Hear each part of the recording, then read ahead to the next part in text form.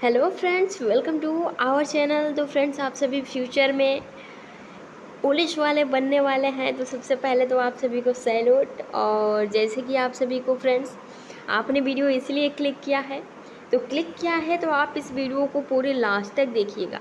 और friends, channel पे आप नए हैं तो सब्सक्राइब कर लीजिए, आपके लिए ही बेनिफिट्स होगा। और जो भी तजुर्बा है आप सभी के साथ शेयर की जाएगी और सारा प्रोसेस, क्योंकि कुछ नॉलेज, देखिए आपके पास नॉलेज है तभी आप इस वीडियो को देख रहे हैं, तभी आपके मन में ये इच्छा हुई है कि नहीं हमें भी वर्दी लेनी है। लेकिन उसमें कुछ प्रशिक्षु, कुछ कैंडिडेट गलतियां क्या कर देते हैं, आप सभी को इस वीडियो में देखने को मिलेगा। बात करेंगे आपकी योग्यता, आपके एज लिमिट, प्लस बात की जाएगी प्रीवियस ईयर कट ऑफ कितना रहा था और इस बार ये आपको कितना अटेम्प्ट करना पड़ेगा। ठीक है फ्रेंड्स, तो चलिए सिंपली हम वीडियो को स्टार्ट करते हैं। सबसे पहले फ्रेंड्स, अगर बात की जाए कि भर्ती कब तक आएगी, तो जैसे कि आप सभी को सिंपली पता है फ्रेंड्स कि भर्ती को लेकर बहुत अटकलें लगाई जा रही थी, लेकिन जब प्रीवियस वाली भर्ती ही कंप्लीट नहीं हुई तो फिर नई भर्ती का तो कोई अभी प्रेजेंट टाइम में आना मुश्किल है। लेकिन कब तक आएगी, जैसे कि प्रस्ताव फ्रेंड्स आप सभी को सिंपली पता है भेजा गया है। और 52,000 पहले था, लेकिन अब 25,000 का जो है प्रस्ताव भेजा गया है, जिसमें 20% महिलाओं की सीट होगी।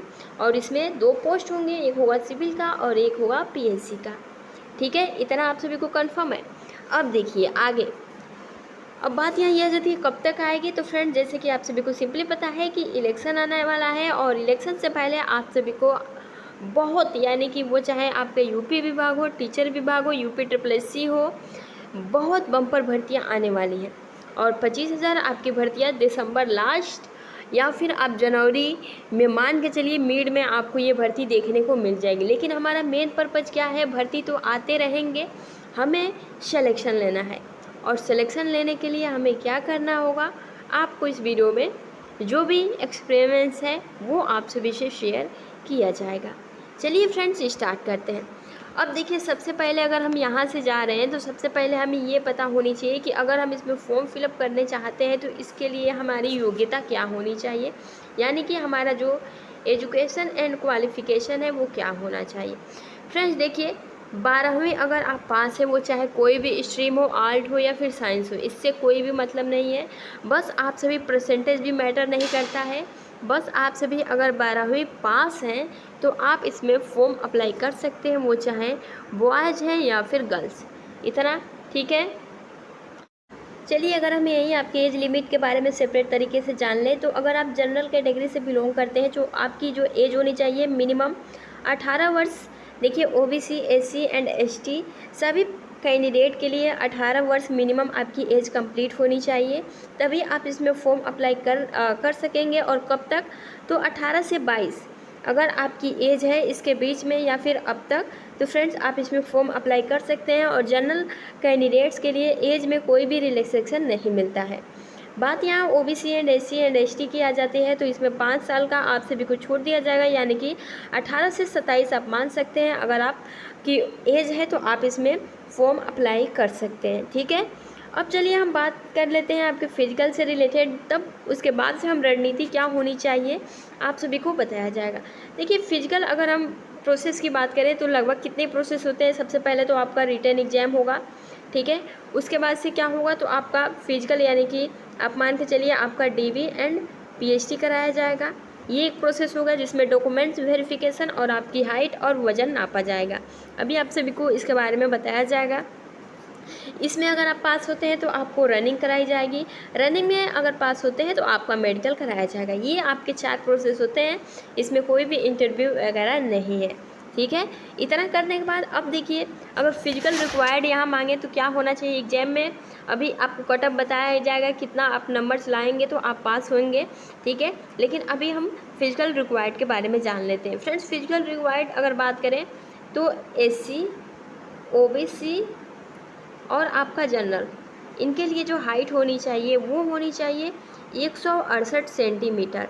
ठीक है, वहीं अगर एसटी यानी कि अनुसूचित जनजाति के कैंडिडेट के लिए जो हाइट होनी चाहिए वो 160 सेंटीमीटर होनी चाहिए। ये हाइट का रिक्वायर्ड है। अगर बात किया जाए यहाँ महिलाओं का, तो महिलाओं देखिए एससी, ओबीसी एंड जनरल, कि जो भी महिला फीमेल कैंडिडेट है उनकी हाइट होनी चाहिए 152 सेंटीमीटर। वहीं एसटी जो भी महिलाएं इस कैटेगरी से हैं उनकी हाइट जो होनी चाहिए वो 147 सेंटीमीटर होनी चाहिए। इतना ठीक है। अब देखिए फ्रेंड्स, वहीं उसके बाद से जो हमारा नेक्स्ट स्टेप आ जाता है, अगर आप इसमें पास हो जाते हैं तो आपका आ जाता है रनिंग। तो रनिंग में देखिए मतलब इसमें कैटेगरी वाइज नहीं बांटा गया है, सभी पुरुषों यानी कि जितने भी कैटेगरी के पुरुष हैं, ठीक है, वो चाहे ओबीसी, एससी एंड एसटी, भूतपूर्व सैनिक, तो सबको जो है 4.8 किलोमीटर जो है रनिंग करनी होती है 25 मिनट में। ठीक है। वही महिलाओं का जो रिक्वायर्ड रनिंग है वो है लगभग 2.4 किलोमीटर। कितने मिनट में? तो 14 मिनट में। और सभी महिलाओं के लिए इसमें कोई छूट नहीं है कैटेगरी वाइज। ठीक है, इतना आप सभी जान गए। बस अब चलिए फ्रेंड्स, हम जान लेते हैं कि अब आपकी रणनीति क्या होनी चाहिए। और हम सब ने देखिए, सबसे पहले तो आपकी जो रणनीति से अगर बात आई है तो कुछ भी पढ़ें आप, उसको उस टॉपिक को अच्छे से कंप्लीट कर लें। ये नहीं कि आपको सब, अगर कोई टॉपिक छूट रहा है तो छोड़ दीजिए, कोई दिक्कत नहीं, लेकिन जो टॉपिक पढ़ रहे हैं कम से कम उससे अच्छे से तो क्लियर करिए। क्योंकि एग्जाम में क्या होता है ना, जैसे जो प्रश्न पूछे जाते हैं तो ऐसे प्रश्न आते हैं तो हमें लगता है जैसे कि मान लीजिए कोई भी प्रश्न पूछ दिया जाए और क्या होता है उसके बारे में हमने पढ़ा तो होता है, तो हम कहते हैं अरे ये तो हमने इस टॉपिक को पढ़ा था लेकिन ये नहीं पढ़ा था। समझ रहे हैं ना, मतलब ऐसी आप सभी के साथ दिक्कत होती है। आप जब एग्ज़ाम में बैठेंगे ना, अगर किसी टॉपिक को आप अच्छे से क्लियर नहीं कर पाएंगे तो फ्रेंड्स ये आपके साथ दिक्कत होने वाली है। जी हाँ, आपने सही सुना। इसीलिए कोई भी टॉपिक अगर आप पढ़ रहे हैं तो सबसे पहले, जैसे कि मान लीजिए साहित्य के क्षेत्र में प्रथम नोबेल पुरस्कार किसे मिला है, ऐसा प्रश्न आप सभी की स्क्रीन पर आ जाएगा। और आपने साहित्य के बारे में लगभग पढ़ा ही है लेकिन कुछ पॉइंट छोड़ दिया है कुछ पुरस्कार के बारे में, तो आप बस ये कहेंगे हमने साहित्य के बारे में तो पढ़ा था, नोबेल के बारे में भी पढ़ा था, लेकिन हमने तो ये जाना ही नहीं था कि साहित्य के क्षेत्र में नोबेल पुरस्कार प्रथम किसको दिया गया है। ठीक है, तो हमें इस स्ट्रेटेजी के साथ, यानी कि कोई भी अगर हम टॉपिक पढ़ रहे हैं तो आप सभी को सिंपली पता होनी चाहिए। तो अब पता होगा तो हम सिंपली कह सकेंगे कि साहित्य के क्षेत्र में प्रथम नोबेल पुरस्कार किसको मिला था, तो रविंद्रनाथ टैगोर को। ठीक है, कितने ईस्वी में मिला था, तो 1913 में। ऐसे हम कह सकते हैं क्योंकि हमें पता है किस कृति के लिए मिला था, तो गीतांजलि पर उन्होंने नोबेल लिखा था इसलिए उनको, और ये जो है बांग्ला भाषा में थी। इतना ये हमें डिटेल्स में पढ़ना होगा क्योंकि कहीं से भी उठा के आप सभी से यहीं से पूछेगा, नोबेल से ही पूछेगा, रविंद्रनाथ टैगोर से रिलेटेड ही पूछेगा, लेकिन किस ईस्वी में मिला था, किस लिए मिला था, किस भाषा में लिखी गई थी, सब कुछ आप सभी को क्लियर करना। देखिए, कहने का मतलब यही है, अगर आप कोई भी टॉपिक पढ़ रहे हैं तो उसे अच्छे से जो है क्लियर करिए, बस यही मतलब है। ठीक है, अब चलिए, जैसे कि फ्रेंड्स अगर हम बात करें आपके सब्जेक्ट की, तो 1 मिनट, आपके 4 कैटेगरी के सब्जेक्ट आएंगे, कौन कौन से। और पेपर आपका देखिए, क्वेश्चंस आप नंबर आपके 160 होंगे, कितने में, तो 300 आपका मार्क्स होगा। ठीक है, इसमें आपको नेगेटिव मार्किंग भी मिलेगा 1/4 का। ठीक है, और ये आपका अभी तक तो लिखित एग्ज़ाम होता रहा है, यानी कि ऑफलाइन एग्ज़ाम होता है। अभी तक तो यूपी पुलिस का ऑनलाइन एग्ज़ाम नहीं हुआ है, बाकी अब आगे पर डिपेंड करेगा कि इसमें भी कोई चेंजेस होते हैं या फिर नहीं। ठीक है फ्रेंड्स, अब देखिए आपके कितने, सबसे पहले तो आपका जीके आ जाता है। जीके का लगभग 38 प्रश्न आप सभी से पूछा जाएगा, कितने नंबर का, तो 76 नंबर का।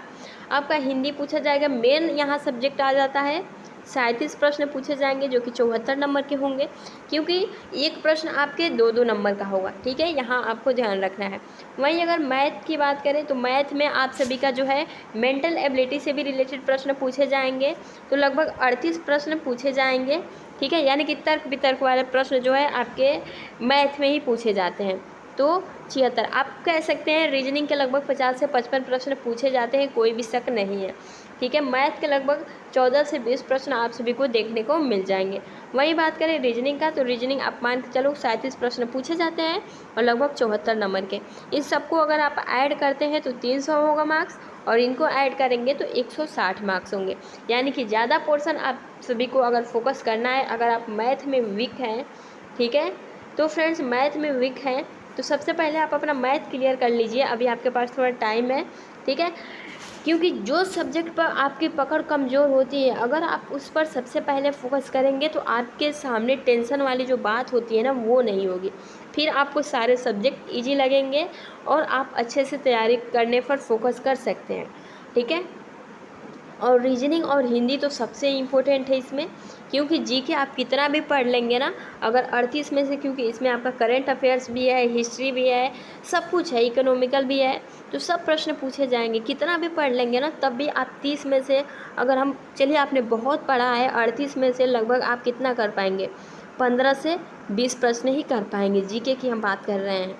ठीक है। लेकिन वहीं अगर आप हिंदी, ठीक है, हिंदी और रीजनिंग पर पकड़ बनाते हैं तो आपका ये 37 हिंदी का, अगर कम भी पढ़ते हैं तो कम से कम 30 नंबर जो है, 30 प्रश्न कर देंगे तो 60 नंबर तो आपके ऐसे ही बन जाएंगे। बाकी आपके रीजनिंग के 50 से 55 क्वेश्चन, जी हाँ फ्रेंड्स, जो मैथ वाले मेंटल एबिलिटी के प्रश्न होते हैं वो कहीं ना कहीं रीजनिंग आप कह सकते हैं उन्हें। ठीक है। तो रीजनिंग के 50 से 55 अगर रीजनिंग आप सही से कर देते हैं तो फ्रेंड्स इससे आप सभी को अच्छे नंबर मिल जाएंगे। तो इन सब पर आप सभी को फोकस करना है। और हमारी जो रणनीति रही थी, हमने कोई भी पेड कोर्स नहीं लिया था फ्रेंड्स, कोई भी पेड कोर्स, क्योंकि अगर आप ऑफलाइन पढ़ रहे हैं या फिर ऑनलाइन, सबसे पहले तो सेल्फ आप सभी को अपना नोट्स बनाना पड़ेगा, तभी कुछ हो पाएगा। अगर आप ये सोचेंगे कि ऑनलाइन का जो PDF आता है वो हम लेकर स्टडी कर लेंगे, तो नहीं हो पाएगा, नहीं हो पाता है, हमने खुद एक्सपीरियंस किया है। तो खुद से अगर आप नोट्स बनाएंगे तो आपके लिए ही हेल्पफुल होगा। तो खुद से नोट्स बनाइए। ऑफलाइन ज़्यादातर जो है खुद से, कोचिंग का हम बात नहीं कर रहे हैं, आपको खुद से जितना आप स्टडी करेंगे, खुद से जितने नोट्स बनाएंगे। बाकी अगर आपको किसी चैप्टर में, किसी प्रश्न में डाउट हो रहा है तो आप ऑफलाइन कोचिंग का सहारा ले सकते हैं, या फिर ऑनलाइन कोचिंग, जो भी आपको अच्छा लगे, क्योंकि डिपेंड करता है आपके ऊपर कि आपको किस में ज़्यादा समझ में आता है। ठीक है। बाकी तो आजकल ऑनलाइन का ही ज़माना है, लेकिन कोई भी पेड कोर्स लेने की ज़रूरत नहीं है। आप सभी को बहुत अच्छे ऐसे मटेरियल जो है आपको यूट्यूब पे ही मिल जाएंगे, तो कहीं भी बाहर जाने की ज़रूरत नहीं है। ऐसी भी कि नहीं है कि आप 10 घंटे पढ़ेंगे तभी आप इसमें पास होंगे, नहीं। अगर आप लगातार डेली 2 घंटे भी अपने सब्जेक्ट पर फोकस कर देते हैं तो आप यूपी पुलिस कांस्टेबल, आप सभी को वर्दी मिलेगी, 100% पक्की है। समझ रहे हैं ना। बस चलिए अब नेक्स्ट हम बात कर लेते हैं पिछले सालों की कट ऑफ और ये आपकी फ़ाइनल, क्योंकि हमें ओनली पास नहीं होना है, हमें जो फाइनल कट ऑफ है उसको भी पास करना है, क्योंकि पास होने से यहाँ कोई फ़ायदा नहीं हो जाता है। जब तक आप फाइनल कट ऑफ में पास नहीं होंगे तब तक आपका सिलेक्शन नहीं होगा। तो पास, देखिए फाइनल कट ऑफ आप देख सकते हैं। वहीं अगर हम बात करें आपकी फाइनल कट ऑफ से रिलेटेड, तो फ्रेंड देखिए, जनरल जो भी कैंडिडेट हैं, ठीक है, अनारक्षित, उनकी जो फाइनल कट ऑफ गई थी वो 193.8783 करके जो है 6 या फिर 83 आप कह सकते हैं, मतलब पॉइंट करके 193 पॉइंट आप सभी का जो है कट ऑफ गया था। फाइनल कट ऑफ की अगर हम बात कर रहे हैं, अब जब ये फाइनल कट ऑफ लगता है और इसमें जो भी कैंडिडेट पास होते हैं उनका ही मेडिकल कराया जाता है। ठीक है, ये आपको ध्यान रखना है। वहीं अगर हम अन्य पिछड़ा यानी कि OBC प्रशिक्षुओं की बात करें तो OBC प्रशिक्षुओं का जो कट ऑफ गया था वो गया था 185, ठीक है, .3405। तो ये करके इनका कट ऑफ गया था फाइनल कट ऑफ के लिए। तो आप देख सकते हैं जनरल का 193 पॉइंट और OBC का 185, तो डिफरेंस आप देख सकते हैं। वही बात करें अनुसूचित जनजाति, अनुसूचित जनजाति के लिए कितनी सीट थी, आप सीट यहाँ देख सकते हैं, सीटों की संख्या भी दी गई है। ठीक है, और यहाँ चयनित अभ्यर्थियों की भी संख्या दी गई है। तो जो भी अनुसूचित जाति के कैंडिडेट थे उनकी जो फाइनल मेरिट गई थी वो 159 पॉइंट यहाँ 3080 करके इनका जो है गया था अनुसूचित जनजाति का फाइनल कटअप के लिए। वहीं अगर बात करें हम ST प्रशिक्षुओं के लिए, ST कैंडिडेट के लिए जो कटअप गया था वो गया था आपका 131.3491। तो ये आपका फाइनल कटअप गया था। तो अभी आप स्क्रीन पर देख सकते हैं। वहीं अगर स्वतंत्रता संग्राम सेनानी की बात करें तो लगभग 41 पॉइंट करके यानी कि 41 नंबर्स जो है इनका लाना था।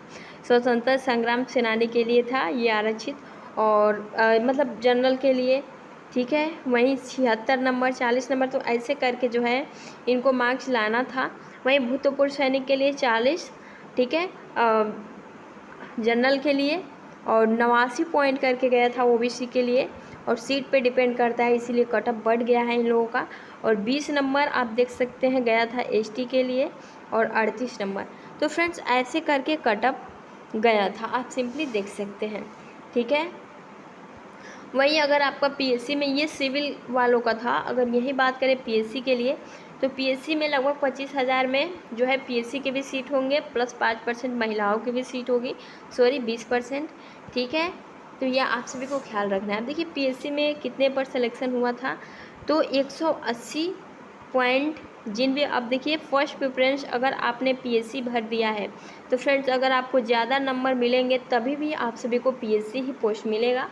तो आप कोशिश करिएगा कि आप फर्स्ट प्रेफरेंस जो है सिविल भरें, देन पीएससी भरें, ठीक है। तो पीएससी के लिए जो जनरल के लिए गया था वो 180 पॉइंट गया था, पिछड़ा जाति के लिए 176 पॉइंट करके गया था, अनुसूचित जाति के लिए 149 पॉइंट करके गया था। और वहीं आपका यहाँ बात की जाए, 1 मिनट,